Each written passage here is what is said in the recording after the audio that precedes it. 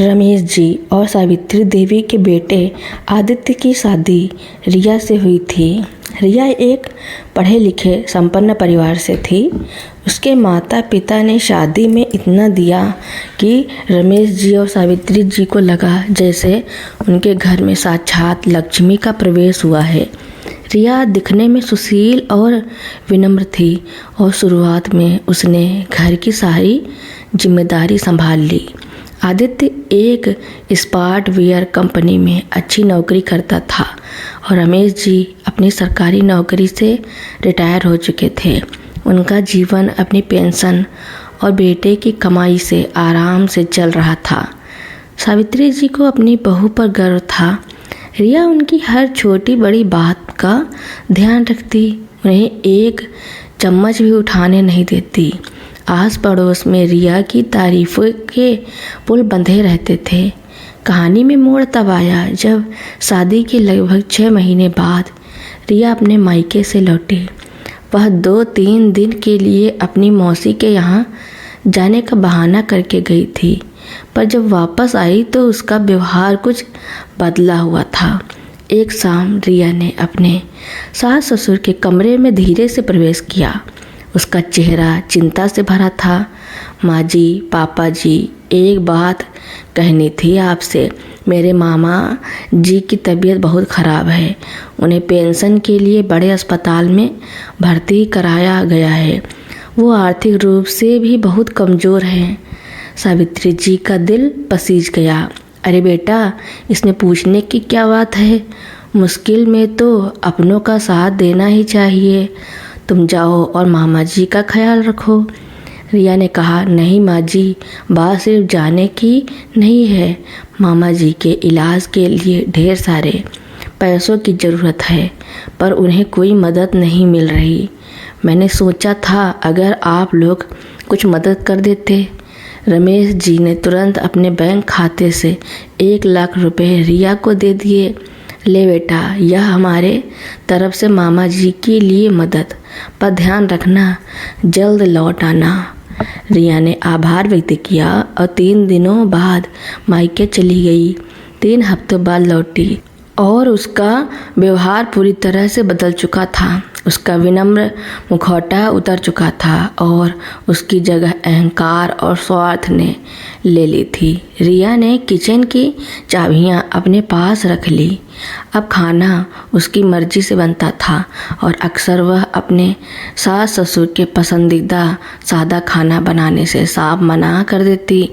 पहले जो रिया सावित्री जी को काम नहीं करने देती थी, अब वह ऑफिस से लौटने के बाद सीधे कमरे में चली जाती और आदेश देती, माँ जी आज बर्तन ज़्यादा हैं, आप धो दीजिए। पापा जी, आप बाज़ार से सब्ज़ी ले आइए, मेरी तबीयत ठीक नहीं है। एक दिन रिया ने रमेश जी से साफ कह दिया, पापा जी, आपकी पेंशन आती है तो आप लोग अपना खर्चा खुद क्यों नहीं संभालते? आदित्य को अकेले घर चलाने में मुश्किल होती है। आपके पैसे आपके लिए हैं। रमेश जी की आंखें भर आईं। यह घर उनका था, पर आज उनसे उनके ही घर में उनके ही पैसे मांगने को कहा जा रहा था। रिया अब देर से उठती, बिना पैर छुए, बिना नमस्ते किए। अगर सावित्री जी उनसे कुछ पूछती तो रिया झुलझलाहट से जवाब देती, क्या माँ जी, आपको हर बात में टोकना ज़रूरी है? आप लोग पुराने ज़माने के लोग हैं, प्लीज़ हमारे मामले में दखल मत दिया कीजिए। आदित्य यह सब देख रहा था, पर रिया उसे हमेशा भावनात्मक रूप से ब्लैकमेल करती। आपके माँ बाप मुझे बहू नहीं नौकर समझते हैं। मैं इतना काम करती हूँ पर उन्हें कभी मेरी तारीफ नहीं दिखती। आप मेरी तरफ से क्यों नहीं बोलते? आदित्य अपनी पत्नी की चिकनी चुपड़ी बातों में आकर चुप हो जाता और अपने माता पिता को ही शांत रहने की सलाह देता। धीरे धीरे रमेश जी और सावित्री देवी का घर एक खाली महल बन गया था। वहाँ अब प्यार नहीं बेरुखी थी। रिया ने एक और चाल चली। उसने आदित्य को समझाया कि घर बहुत पुराना है और इसे तोड़कर नया बनवाना चाहिए। असल में वह घर को अपने नाम करवाना चाहती थी। आदित्य अपनी पत्नी के प्रभाव में आकर राजी हो गया। रमेश जी ने जब इसका विरोध किया तो रिया ने तीखे स्वर में कहा, पापा जी, आप लोग क्यों जिद्दी बन रहे हैं? यह सब आपके पोते पोतियों के भविष्य के लिए है। आप लोग तो वैसे भी अब घर में ज़्यादा कुछ करते नहीं, बस चुपचाप बैठिए। रोज़ के अपमान और उपेक्षा से सावित्री जी की सेहत गिरने लगी। उन्हें उच्च रक्तचाप और घुटनों में गंभीर दर्द रहने लगा। एक सुबह जब वह दर्द के कारण कराह रही थी तो उन्होंने रिया को आवाज़ दी। रिया अपने फ़ोन पर व्यस्त थी। उसने कहा, क्या माँ जी, हर दूसरे दिन कोई न कोई नया बहाना।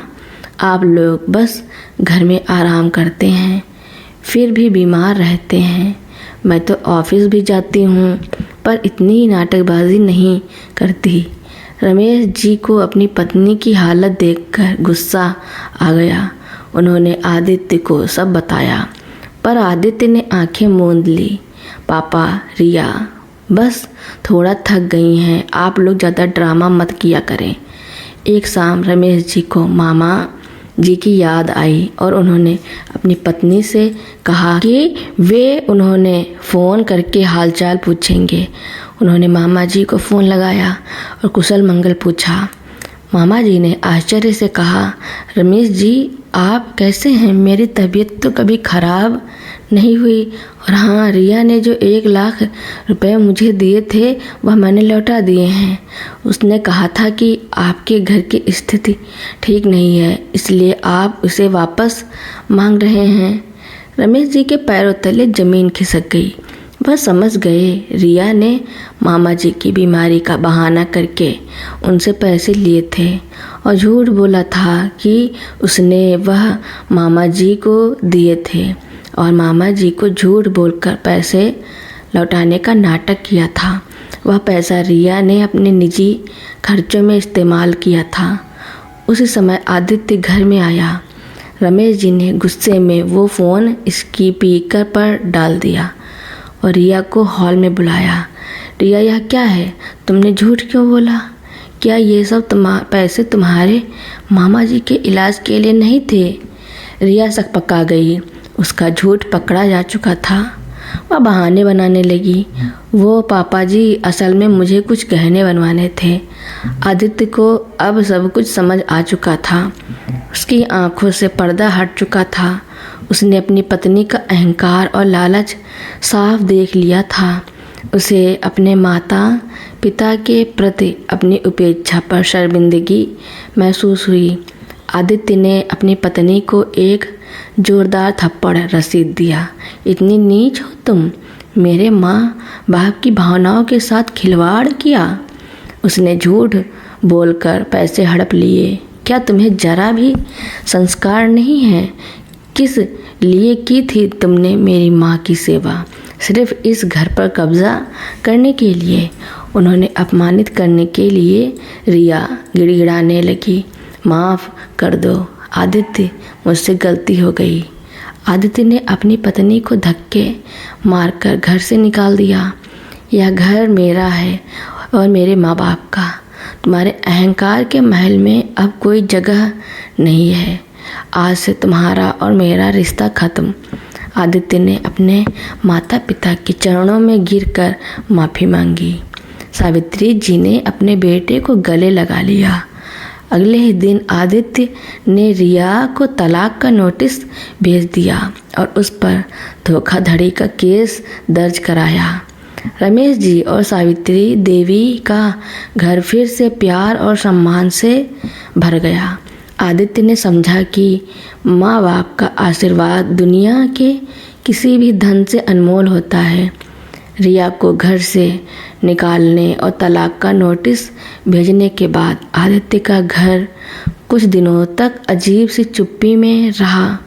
वह चुप्पी जो रिया के आदेशों, तानों और झूठी विनम्रता के शोर के बाद आई थी, एक गहरी शांति भी लाई थी, मगर साथ ही पश्चाताप का बोझ भी था। रमेश जी और सावित्री देवी अब सुरक्षित महसूस कर रहे थे, पर उनका दिल दुख और सदमे से भरा था। सावित्री जी अक्सर खोई खोई सी रहती।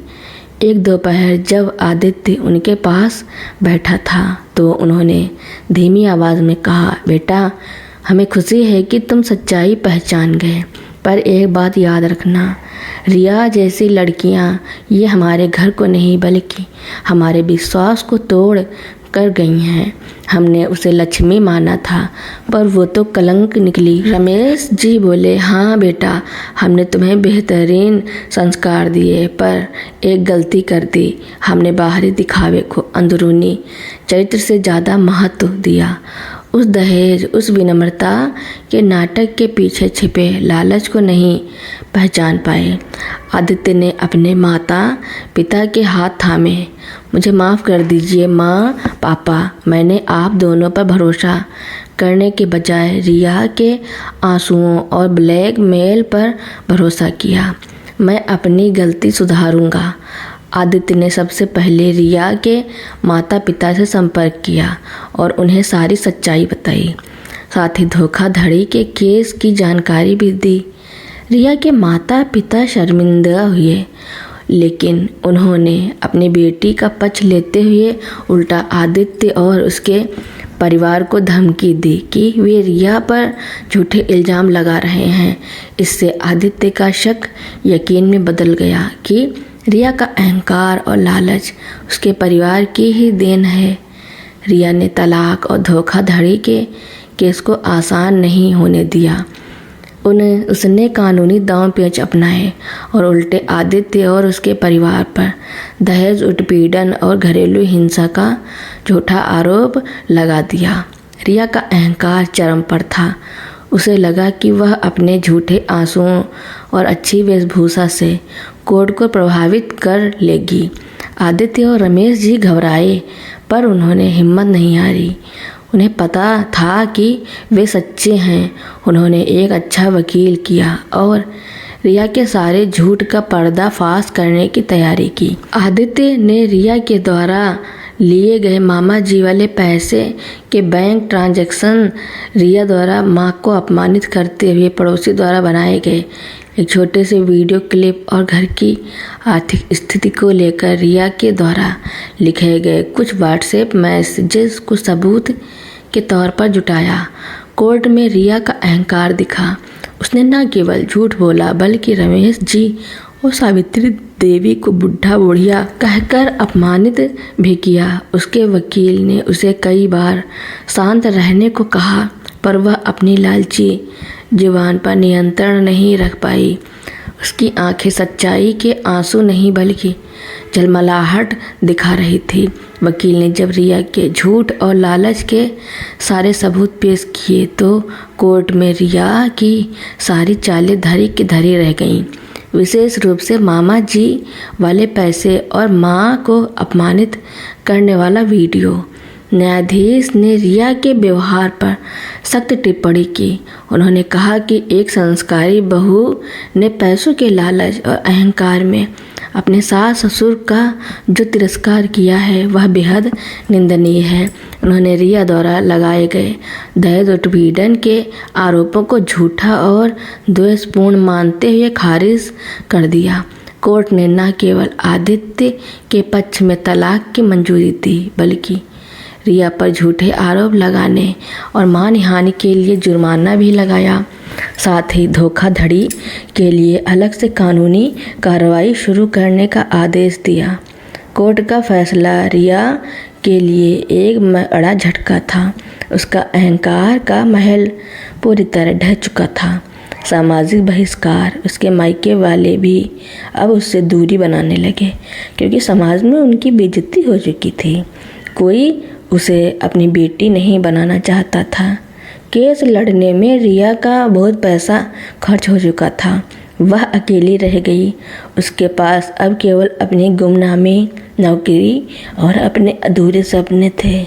उसका लालच और अहंकार उसे सड़क पर ले आया था। रिया अब भी सच्ची पश्चाताप की भावना नहीं ला पाई थी। वह दुखी थी कि वह घर पर कब्जा नहीं कर पाई और उसे सजा मिली।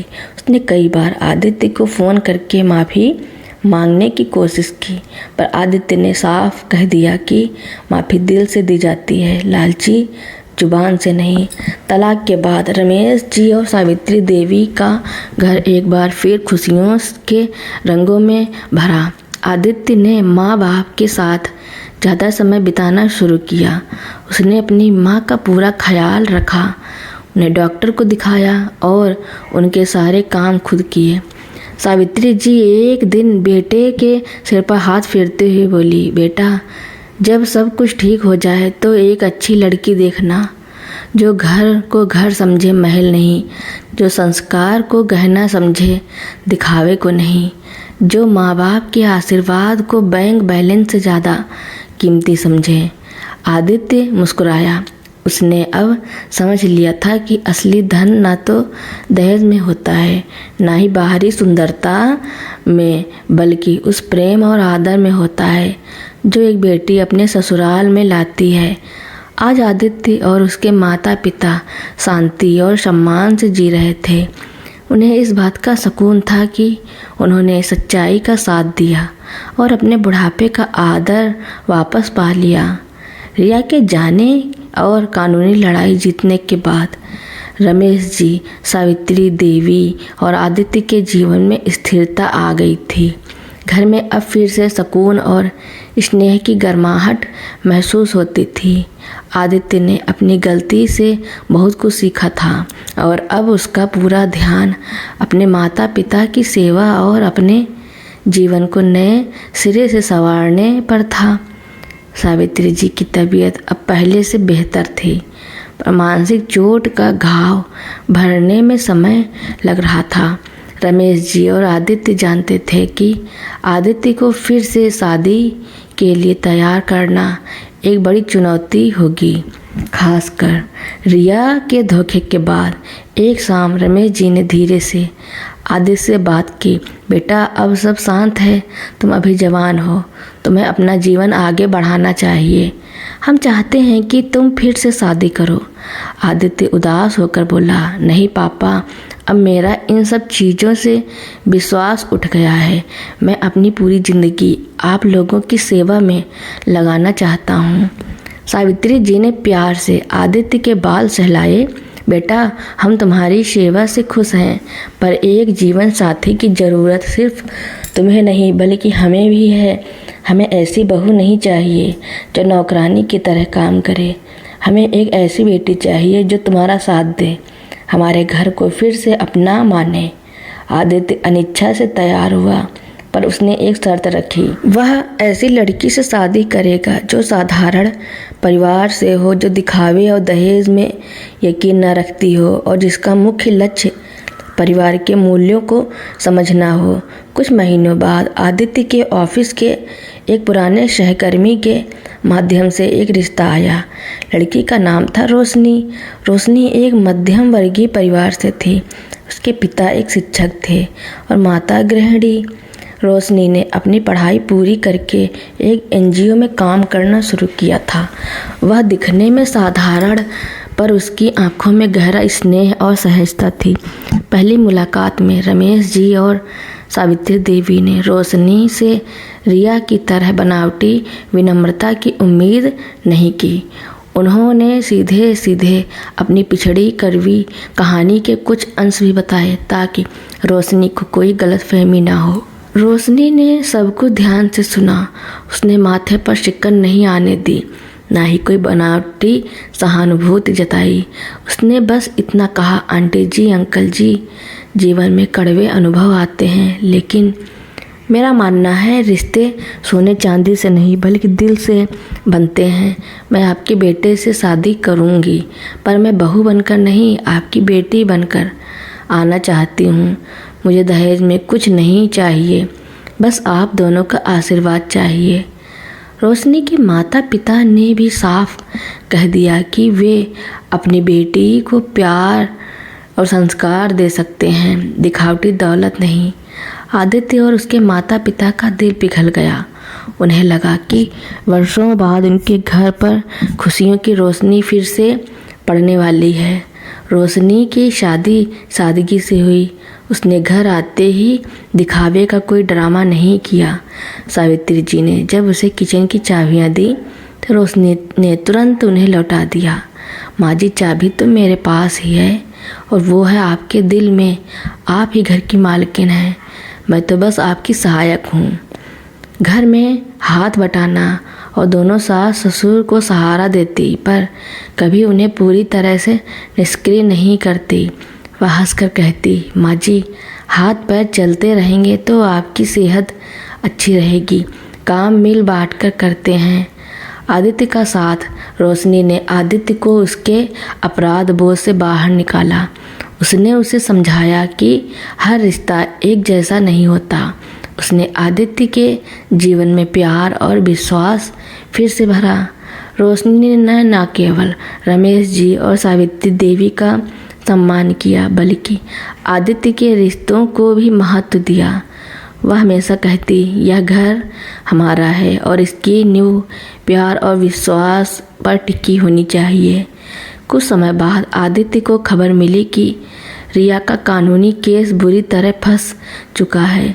धोखाधड़ी के मामले में उसे जेल की सज़ा हो गई थी और जुर्माना भरने के लिए उसने अपनी सारी संपत्ति बेचनी पड़ी, जिसमें वे गहने भी शामिल थे जो उसने अपनी माँ की बीमारी की बहाना करके लिए थे। रिया का अहंकार का महल सिर्फ घर में नहीं बल्कि वास्तविक जीवन से भी मिट चुका था। वह अब जेल में थी, जहां उसे कोई दिखावा या झूठे आंसू नहीं बचा सकते थे। उसने अपने लालच और तिरस्कार के कारण अपना जीवन, अपनी आज़ादी और अपना सम्मान सब कुछ खो दिया था। आदित्य ने यह खबर अपने माता पिता को सुनाई, पर अब उनके चेहरे पर कोई खुशी या प्रतिशोध का भाव नहीं था। बस एक शांत दुख था कि किसी ने अपने अहंकार में आकर अपना जीवन बर्बाद कर लिया। सावित्री जी ने आंखें बंद कर ली और बोली, ईश्वर ने कर्मों का न्याय कर दिया है बेटा, अब हमें उसे भूल जाना चाहिए। हमारे जीवन में रोशनी आ चुकी है। रोशनी ने आकर सावित्री जी का हाथ थामा। घर फिर से हंसी, पूजा पाठ और प्रेम के साथ गूंजा। आदित्य ने अपनी नई पत्नी में एक सच्ची जीवन संगिनी और अपने माता पिता के लिए एक सच्ची बेटी पाई। रोशनी के आने से आदित्य के घर में जो सौहार्द और अपनापन लौटा वह स्थायी हो गया।